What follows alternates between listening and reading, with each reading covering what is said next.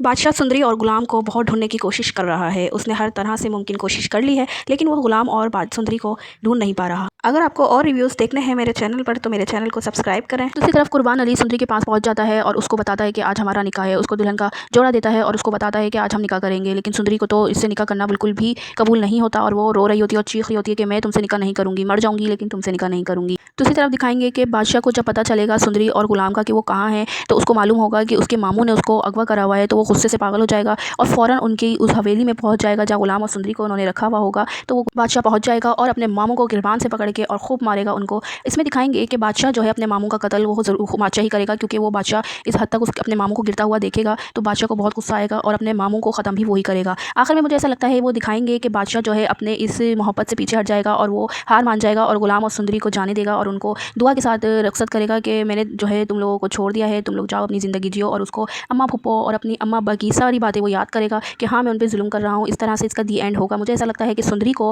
गुलाम ही मिलेगा, बादशाह नहीं मिलेगा। इसी जानिब सुंदरी कुर्बान अली को खूब बातें सुना रही होती है। वो कहती है कि तुम मेरे बाप की उम्र के हो और तुम मुझसे शादी करना चाहते हो, तुम्हें शर्म नहीं आती, और अगर तुम मुझसे शादी कर भी लोगे तो बादशाह तुम्हें नहीं छोड़ेगा। तुम जानते हो बादशाह का गुस्सा, वो तुम्हें नहीं छोड़ेगा। और जहाँ तक तुम्हारी बेटी का सवाल है, तुम चाहते हो तुम्हारी बेटी खुश रहे, लेकिन ऐसा नहीं हो सकता। जब तुम मुझसे शादी कर लोगे तो बादशाह और तुमसे तेश में आ जाएगा और गुस्से में तुम्हारी बेटी को भी नुकसान पहुंचाएगा और तुम्हें तो वो मारेगा ही। तो इसलिए बेहतर है कि तुम इस बेटी के चक्कर में तुम मेरी ज़िंदगी भी नहीं बर्बाद करो और ना अपनी अपनी मौत को बुलावा दो।